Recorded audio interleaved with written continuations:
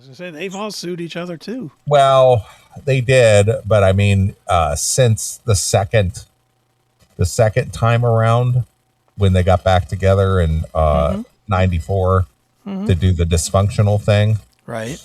Don kind of preempted that by since Don was doing his dysfunctional album, he was doing it as a solo album. Right.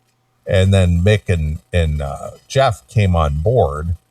And then right at the end, when they were finishing the record, is when George came on board. And one of the stipulations that Don had when everybody came on board is he made them sign an agreement that if they left the band, they lose all rights to what is Dokken because he owns Dokken.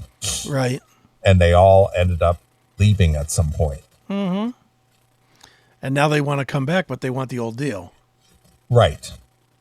And that ain't going to happen. Why would Don do that? That doesn't make He no went, sense. and then plus Mick's retired now, so. Yeah.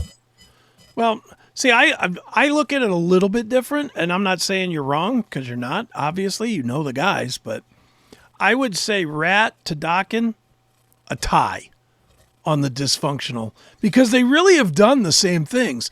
You can take Dysfunctional, the album, and you can correlate that directly to the, Infestation.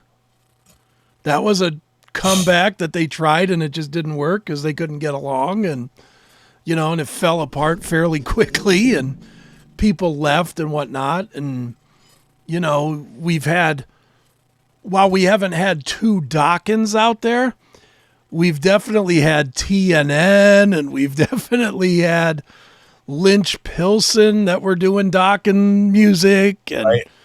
Lynch for a while was doing a lot of Dokken music in his Lynch Mob band. Like, the correlations are very similar. Yeah, they're dysfunctional in that way. Yeah. Bunch of guys that did something great but really can't get along with each other. And it really is sad that they can't, on either side, but certainly with Rat, since we're talking about Rat, it's really sad that these guys can't find a way to put all their bullshit aside for 2 months. I mean, it's 2 months. It's not that long. Most of these guys are married or have chicks. That's got to be more difficult than dealing with dudes for 2 months, doesn't it?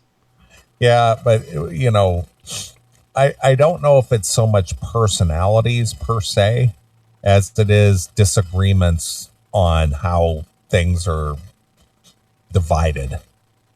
Well, and admittedly, for both sides, that is a really, really messy place. Yes. This WBS thing is fucking a disaster. It's like, that should be studied by attorneys. Sal should be teaching this is not how you do entertainment law. or John Levin or somebody should be teaching this as this is exactly what you do not do. Right. Because everything about it is fucked up. Everything about it has been fucked up. It has fucked that band for 30 years. Yep. If they didn't have that if they had the same agreement as Dokken, they probably would have gotten back together by now. Versus the WBS where they just keep suing each other. How many lawsuits has Rat had? Yeah. Well, what tripped them up is that they didn't dissolve the original agreement that they had back in the 80s when they got together. And they overlooked that. And then when they got back together in the 90s with Blotzer, Steven, and DeMartini, they formed a new corporation, but the old corporation was still in force. Yeah. And it overrode the new corporation. So that's what really fucked that up. And I get that, but who is I'm imagining there's more than one lawyer that was involved in this. Oh, yeah. So you're going to tell me a team of lawyers didn't see that? What the fuck were those guys doing? Well, they left the stone unturned.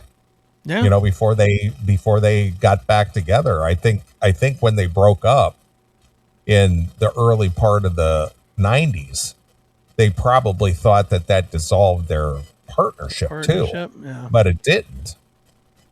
But wouldn't you, as the lawyer putting it together, wouldn't you check that? You would think so. You would think that would be, I'm working on this intellectual property deal that's going to be worth tens of millions of dollars. And I'm not saying that like, oh, great rat. I mean, tens of millions is not a lot of money when you think about touring and merch and a record and, $10 million is not crazy. Yeah.